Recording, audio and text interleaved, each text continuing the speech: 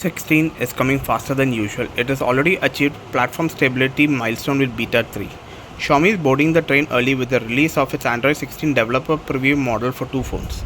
The Xiaomi 15 and Xiaomi 14T Pro are the chosen test subjects. The former launched with Android 15 and the latter originally ran Android 14, so that will be the second major update.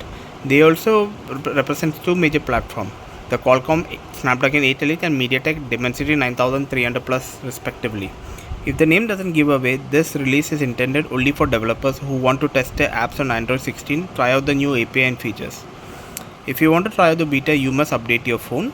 There are two methods of updating. One, you can use the local update feature. You can just download the ROM from Xiaomi's Android beta page. Then you can go to settings, pick up the ROM to install. You can also download ROMs from Android 15 HyperOS 2 if you want to downgrade back to the current state.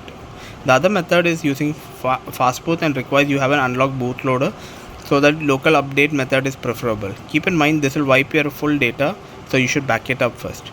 There is an Android beta feedback app built into the ROM, so if you stumble upon any issues with the software, you can send the report back to